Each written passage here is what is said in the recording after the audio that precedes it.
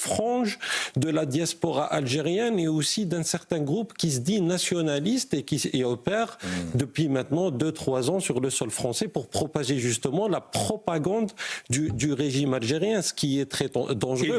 Alors, procédure ordinaire ou pas, il est expulsable ce personnage? Il n'a rien à faire en fait ici. Je pense que la justice française n'a pas dit qu'il n'était pas expulsable.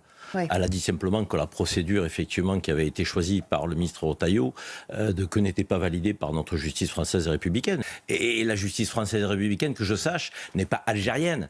Et pour autant, l'Algérie n'a pas dit que lorsqu'il sera expulsé par les voies de l'expulsion ordinaire, elle ne l'accueillerait pas. L'Algérie, elle a dit simplement le processus n'a pas été respecté. Parce qu'il y a des conventions, la convention de Vienne de 63, la convention franco-algérienne de 74. Retailleau n'avait même pas pris le temps d'avertir les instances consulaires algériennes. On le met dans un avion, on l'envoie en Algérie, mesure administrative. Non, la justice française, elle a remis les points sur les barres sur l'été. Il sera certainement expulsé. Mais est-ce qu'il sera repris par l'Algérie? C'est ça aussi la question. Oui, il sera repris. L'Algérie a dit qu'il le reprendrait s'il était expulsé par la voie de la justice. Non, mais pardon, mais c'est pas. Ne faites pas dire ce qu'ils n'ont pas dit. Non, mais c'est pas du tout ce qu'a dit la justice française. La justice française ne s'est pas prononcée sur le refus d'Alger d'accueillir sur son sol cet individu.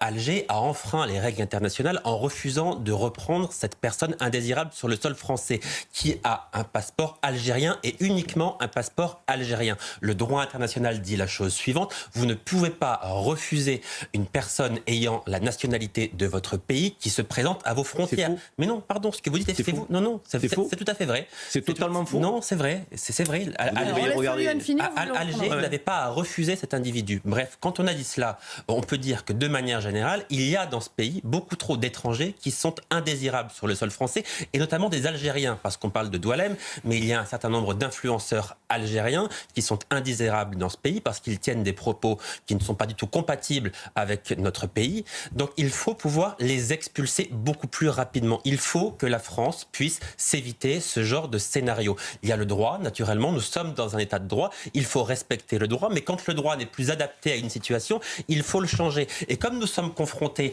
à un nombre de plus en plus important d'étrangers à expulser, et à expulser rapidement, sans délai, parce qu'il en va de la sécurité de la France, eh bien il faut que le droit soit modifié pour pouvoir les expulser plus vite, avec éventuellement moins de recours. Il faut modifier le droit. Oui, bien sûr. Il avait un passeport en bonne et due forme, ils auraient pu le reprendre la première fois. Alors je crois que tous les Français sont d'accord pour que soient expulsés les étrangers en situation régulière ou irrégulière qui représentent un danger pour notre pays.